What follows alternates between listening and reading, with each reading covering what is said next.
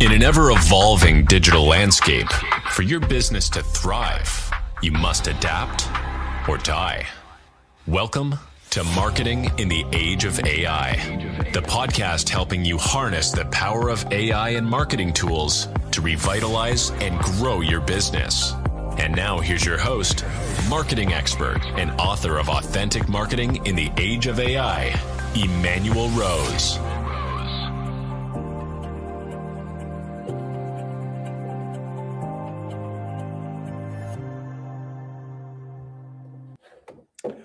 Thanks for joining me today for Marketing in the Age of AI. I'm your host, Emanuel Rose, and today I have Sparsh Agarwal joining us as he is a Director of Product Management at Salesforce. Sparsh leads a pivotal initiatives in AI and agent governance, focusing on enabling some of the largest enterprise integration in existence. With an impressive background in building scalable SaaS platforms and a current pursuit of an MBA at UC Berkeley, Sparsh merges technical insight with compelling storytelling. His unique perspective on how AI transforms marketing, content creation, and personal well-being promises to be valuable for us as marketers and product leaders. Sparsh, thank you so much for taking some time today to have a conversation about AI.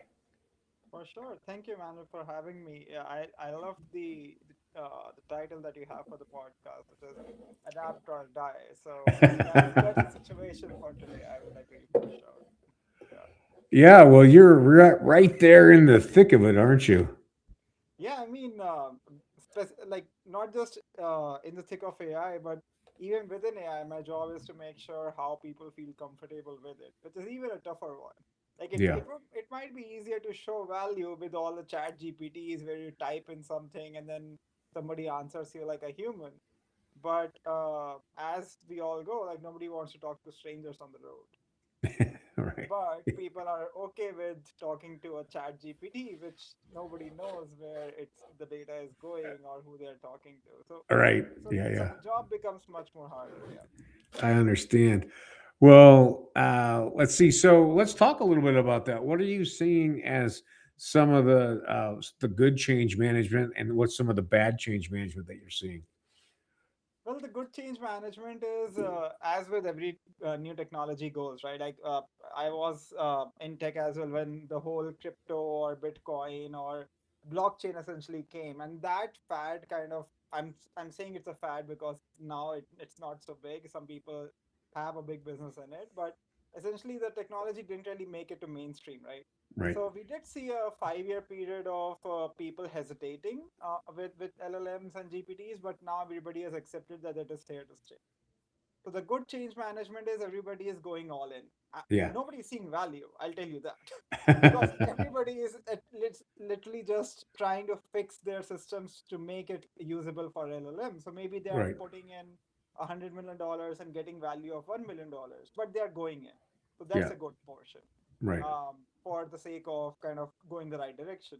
The bad change management is people are not really thinking of how where to create a moat in this AI world. Like Uh-huh. it's not as simple as just putting an LLM on top of you. Like Right. how I like to think of it is if you are able to do it in one day without thinking too much, so can your competitor. Sure. So it's not gonna be a marginal like manageable difference for you to keep up in the market. So the bad Sure. difference is a lot of people are not understanding what it really is. They're just copy pasting. Right. So that's where you I'm seeing a lot of churn. Like bubble is natural because 90% of things people don't know. They look fancy, and then when you scratch the surface, then you realize, oh, it's all not really there. So Yeah. that's where I would say the knowledge gap is still very real today.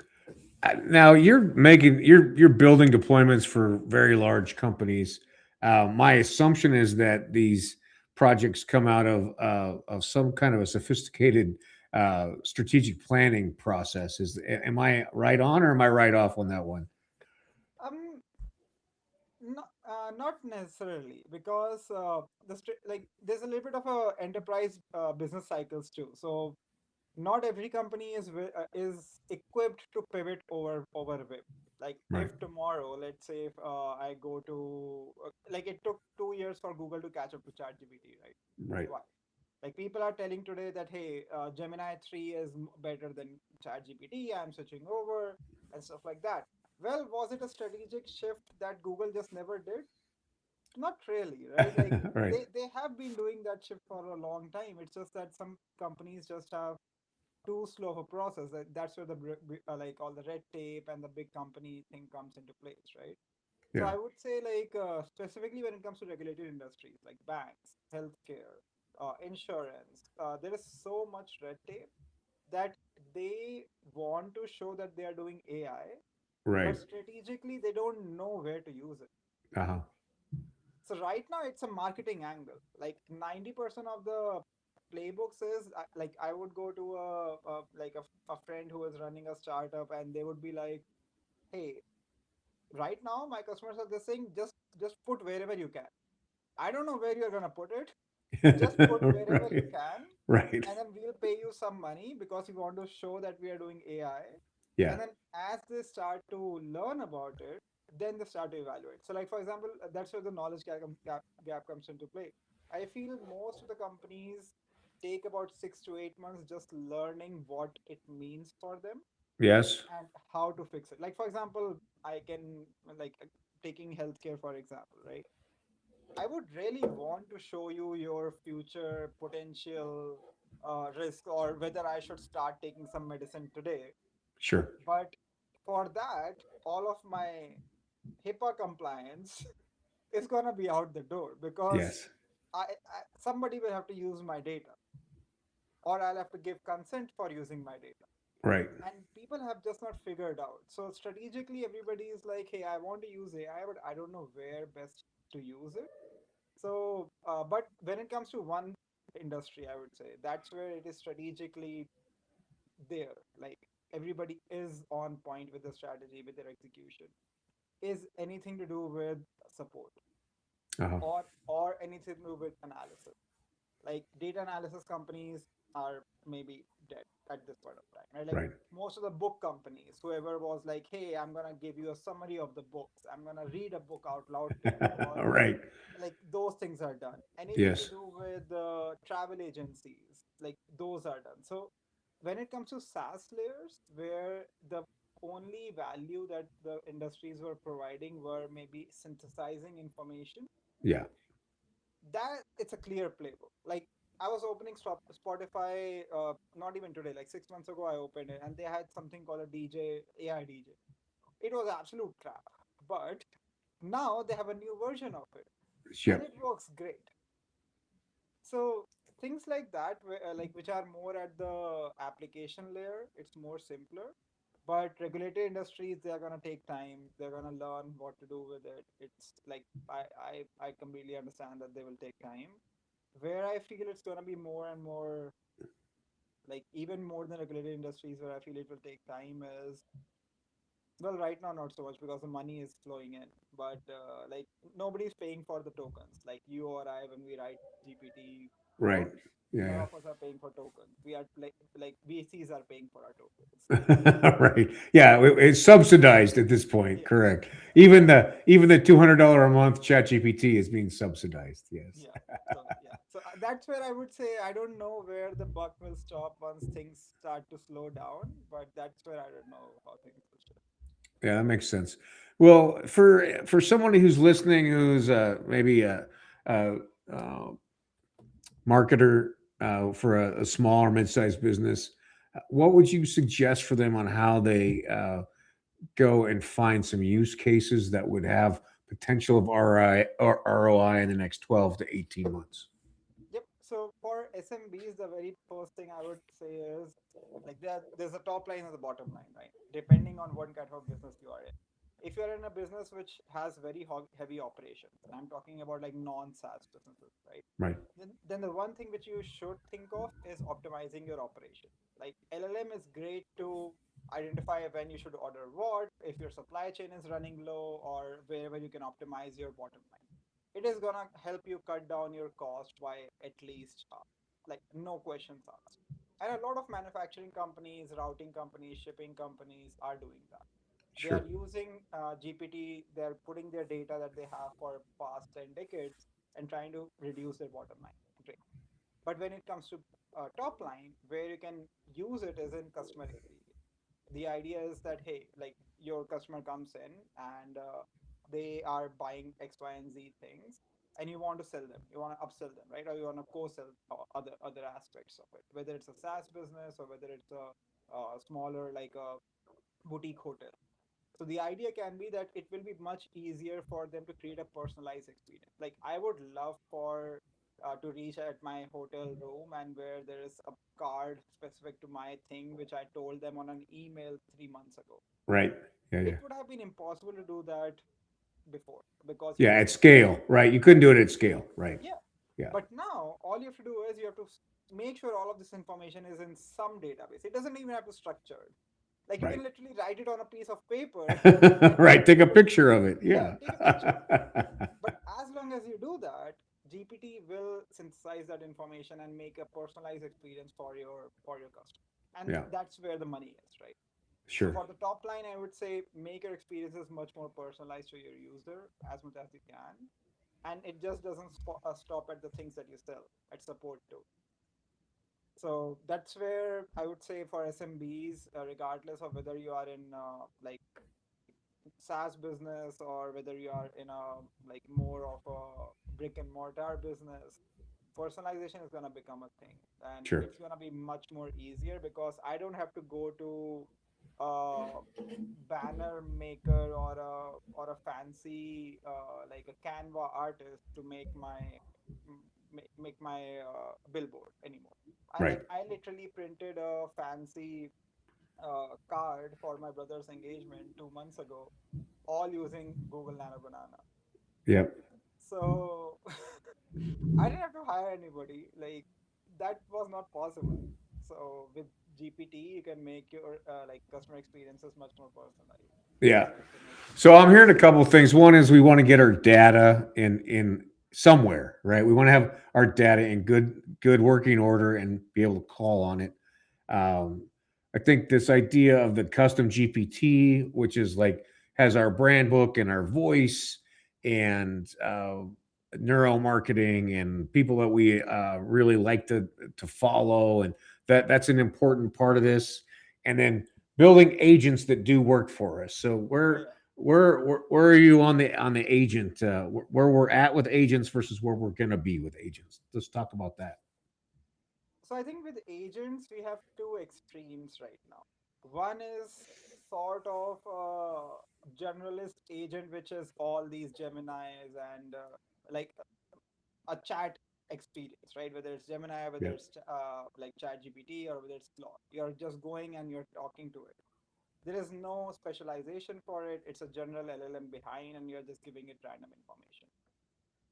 That is sort of speak a slippery slope in my mind because yes, it will give you answers right away. Yes, it's a general person on the road, but you also want to make sure what you are telling to this general person on the road.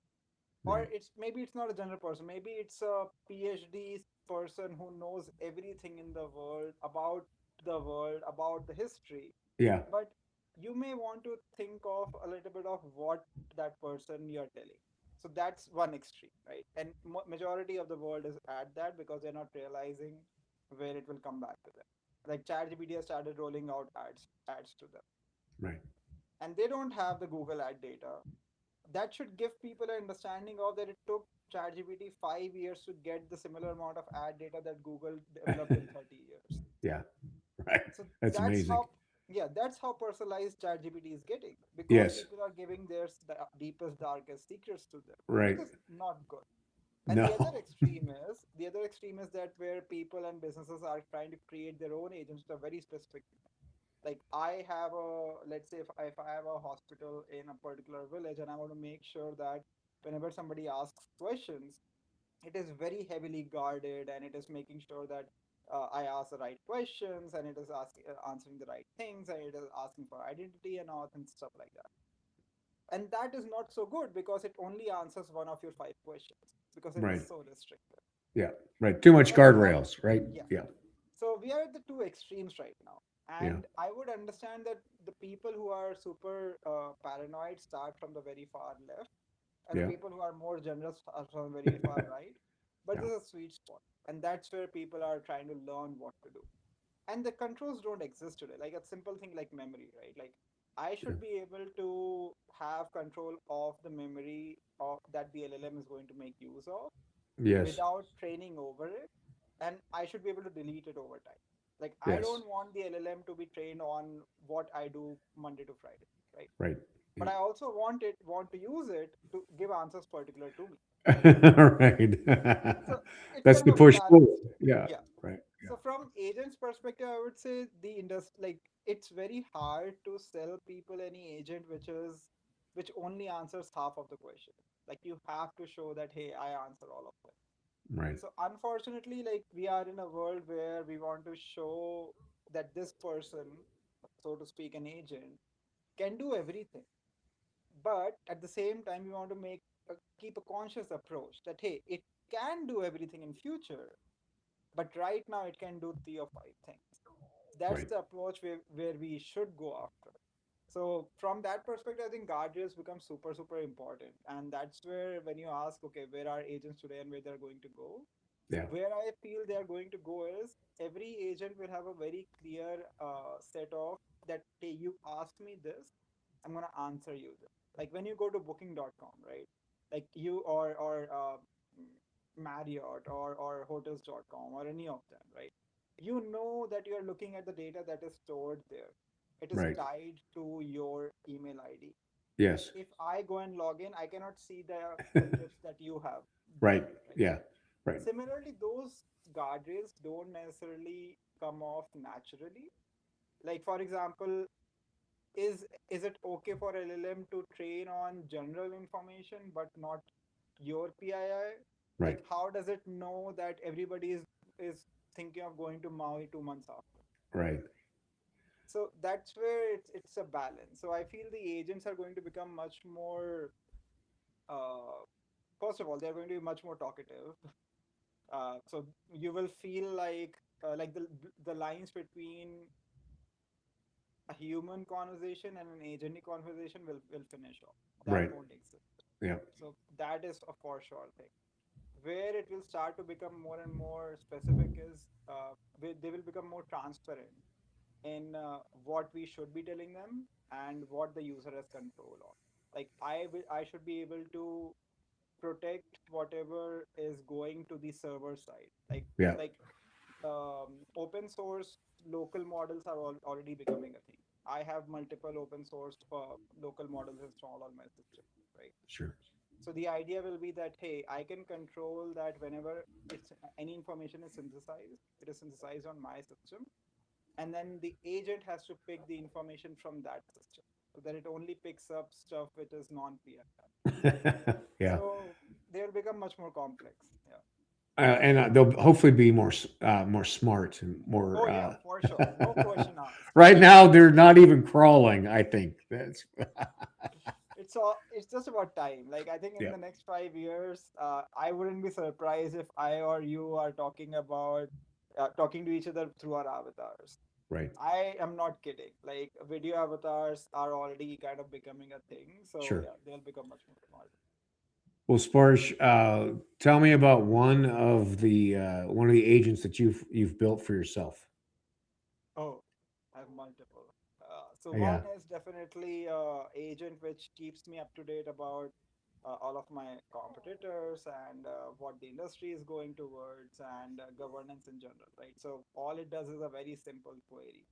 Every morning it has my requirements. It will go and research other new news, whatever things came up with. So it was blowing up in the past like launches. So when Amazon reinvent came, or when Google Cloud Next launch came, like it was just blowing up that this is what got launched, that. So it became my new news channel, so to speak, which was Yes. tailored to me.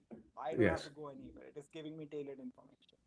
The other agent which I've built is just for calling at my like chore area. So let's say if I have to change a reservation, if I Uh, have to cancel a subscription, if I have to check on delivery of something, then what this agent does is it is integrated with my calendar and my to-do list. And what it took a bit of time because it had to synthesize where the phone numbers are and what order I'm talking about. So yeah. it can naturally just pick up the phone maybe like 3 days before or 2 days before and call the person or the business on the other side to fix it for me. Like I kid you not, I've maybe changed 3 or 4 dinner reservations through it, which I didn't even know changed. And Nice. later on, when I spoke to the person, they were like, "Hey, yeah, we rescheduled it." I'm like, "I don't know what you are talking about." But Well, it's good. So you anticipated it, but and didn't have to do anything with it. Yeah, very beautiful. Well, I could spend the next 4 hours peppering you with questions. So I appreciate you spending some time with me, and I'd love to have you back on the show if you have some time early sure, next yeah, year. Okay, good. I I love it. appreciate Sure. that. And if people want to get in touch with you and have a conversation, how do they reach out to you, Sparsh? So the multiple avenues. I think LinkedIn is the primary one. I have a Calendly on LinkedIn as well. You can just go there and schedule 15 minutes. And it has like slots throughout. So that should be it. Or just like ping me on LinkedIn. Yeah, that would be the best way. All right, that's very very nice, and I'm very grateful to you. And have a good evening. And hang on for me 1 second while I close the show. I'll be right back with you. Okay, Thank you very much. Yeah. Well, I hope you enjoyed that as much as I did. I think it's important to remember that agents are a part of this migration that we're on, this tech migration, and it's important to get your data lakes and your data oriented correctly, and then make sure that you're calling on that data. Also, that you have use cases that are definable for you around analysis, according to Sparsh, and also around customer service, which I like that. Those are two great areas where the current technology is very capable of creating a better experience for the people we need to interact with. So I really hope you got value from this today. I also hope that you take some time to integrate some AI tools into your life, and that you work to get a few hours back from your work week from the AI tools, and that with that time you continue to upskill, that you spend the time with your friends and family, and that you get outside in nature away from the screens. This is Emanuel Rose, Marketing in the Age of AI. Thanks for listening to Marketing in the Age of AI. Be sure to subscribe wherever you heard this podcast so you never miss a future episode. Your copy of Authentic Marketing in the Age of AI is available at Amazon.com or EmanuelRose.com. You can also connect with Emanuel on LinkedIn. Thanks again for listening, and we'll see you next time.